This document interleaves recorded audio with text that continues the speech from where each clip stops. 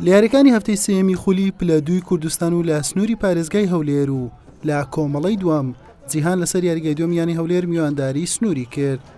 لا نیوە یەکەم هەردوو تیپ بە ئاستێکی لێکۆ نزیک دەرکەوتن. سنوور لە کۆتاییەکانی نیوە یەکەم باشتر دەردەکەوت و لە خولەکی 34 بەشبەستی یەکسانی شکاند و لە ڕێگای دەشتی عەبدوڕەحمان گۆڵێکی تۆمار کرد. لا نیوەی دووەم جیهان بە ئامانجی گۆڵ یەکسانی هاتۆ نێو یاریگا، فشاریشی خستە سەر گۆڵی میوانەکەی، بەڵام لە خولەکی 58 ناوبژوان لێدانێکی سزای بۆ سنوور ئەژمار کرد. سەلاح عوسمان گۆڵی دووەمیشی بۆ یانەکەی پێزیاد کرد. لە خولەکی 65 محەممەد سەردار ئەنجامەکەی لەسەر جیهان قورستر کرد با تۆمارکردنی گۆڵی سێم.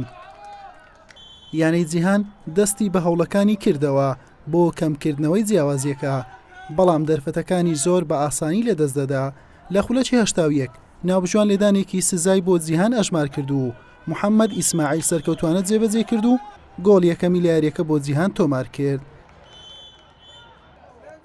لە کۆتاییەکانی یاریەکە یاریزانانی جیهان هەموو هەوڵی خۆیان خستەگەر بۆ گۆڵ تۆمارکردن. دوو تۆپیان ڕێگای ستونی گرت. یاری بە سەرکەوتنی سنوور بە ئەنجامی 3 گۆڵ بەرامبەر گۆڵێک بە کۆتا هات. تەواوی هەوڵی خۆماندا بەس ئەوە بوو، یانێ سنوور زوو دەست پێشخەریان کرد بە دوو هەڵی فەردی خۆمان گۆلیان لەمە کرد. ئەوەش بوو بۆ ئەوەی گەمەکە بە سوودیوان خلاص بیت، 3 گۆلیان بەرامبەر بە گۆڵێک دۆڕاندمان. خەتای خۆمان بڕاستی ئێستا ئەمەلمان نمایە، یانێ سنوور تا عەدەشی زۆر بەسەکەتەوە، ئەمە ئەمەلمان تەواو کەم بوو. سەرەتا بەشداریگرم لە جامی کوردستان بەوە بوو بڕێک ئەزمون بۆ ئەو یاریزانانە پەیدا بێ. ئێمە یعنی یەک یاریزانمان لە دەرەوەینە، هەموو یاریزانەکەن لە ناو خۆیە. بەڕاستی بە هەوڵماندی بوونی ئەوە چەندین ساڵە ئێمە ئەو کۆمەڵە گەنجانە پێکەوە تەنسیقێکی باشمان پەیدا کردیە. وعدماندا بوو کە بە 3 خاڵی ئەو یاریەکە بگەڕینەوە سۆرۆن و دڵی ئەو جەماوەرە خۆشەویستە خۆشکەین. بەڕاستی هەندە ساڵە چاوەڕوانی ئێمن. بەڕاستی یاری ئەمڕۆی جیهانی شانێکی باش بوو، بەس ئەلحەمدولیلا بە ئەنجام و بە یاری ئێمە زۆر باش بووین.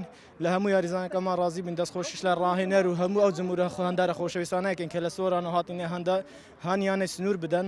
یانە سنووری ئینشەڵا پرۆژەی گەورەتری هەیە ئەو قۆناغە بەسەر بکەوی پرۆژەی باشتری هەیە ئینشەڵا. بەم شێوەیە سنوور ئەرچی خۆی لە خولەکە ئاسان کرد و با 3 سەرکەوتنی بەدوایەک خاوەنی 9 خاڵە.